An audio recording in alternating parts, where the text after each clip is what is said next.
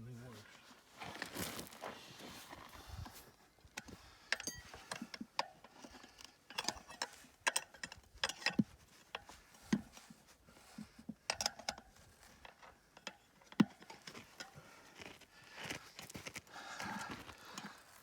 It was 1967.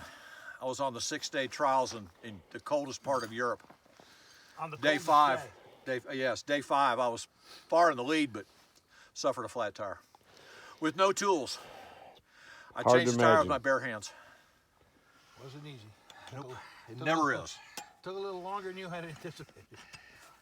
I had to ride hard to maintain the lead, but I did. Okay, hang on, Larry. Hang on. Let me back up a second. Here we go. Looking good.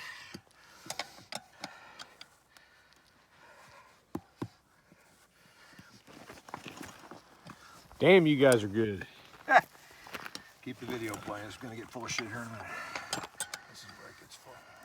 Well, just don't break the iron all the way over. And that's too much of a bite. Take a smaller bite. No, I'm on the hook. Oh. Take a smaller bite, like an inch or so. There you go. Okay. Beautiful thing.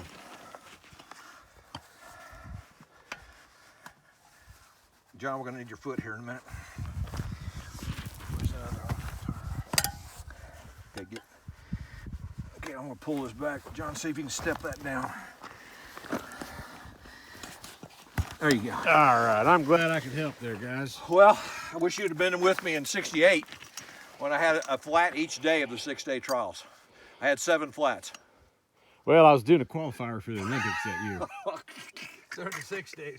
Oh, no, I mean... Hey, here comes a fucking Jeep. Here comes a couple of goddamn Jeep. Okay, let's get out of the way. Well, they can help.